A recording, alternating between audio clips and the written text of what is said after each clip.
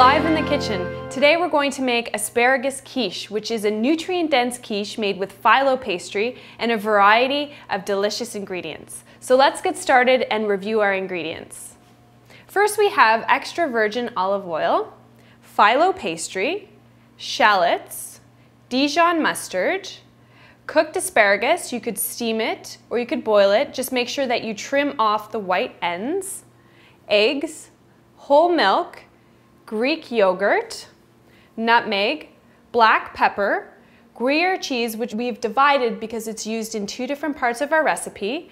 And instead of pastry weights, if you don't have any, you can use dried beans or legumes. So that just prevents the pastry from bubbling. So let's get started with our recipe.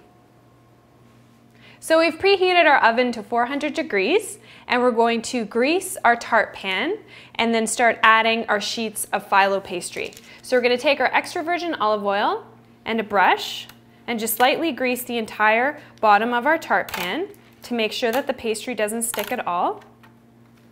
And then we're going to take our first layer of phyllo pastry. You'll notice that the pastry is a little bit larger than the tart pan. That's okay. You can just tuck in the edges, fold them under like this.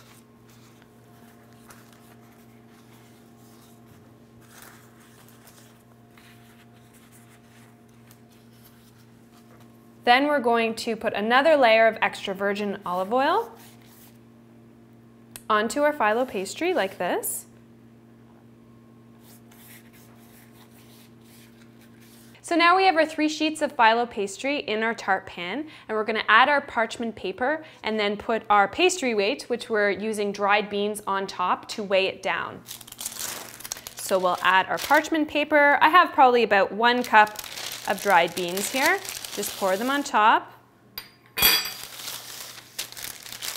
And then we're going to place it in the oven at 400 degrees to bake for 10 minutes.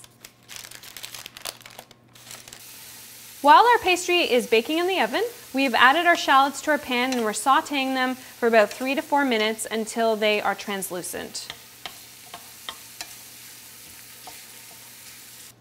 So now that our pastry is cooled, we're going to brush our Dijon mustard on top, just like this. And now we're going to add our shallots.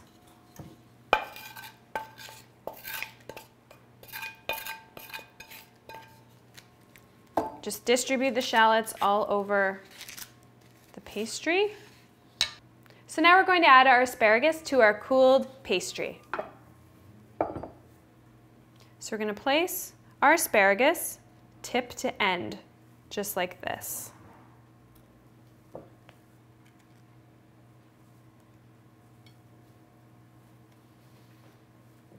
So this is a great way to arrange your asparagus because then everybody gets a tip of the asparagus.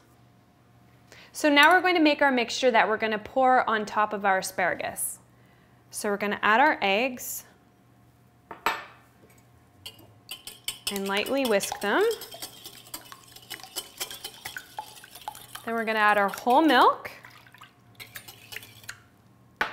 our Greek yogurt,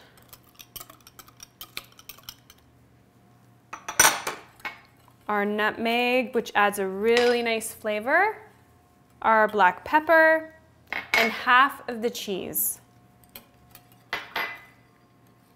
And we're going to mix this all together and then pour on top of our asparagus and then add the remaining cheese.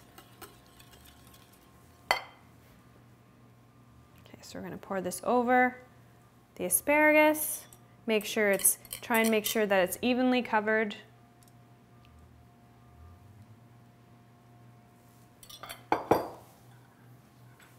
And now we're going to add our remaining cheese. We're going to sprinkle it on top.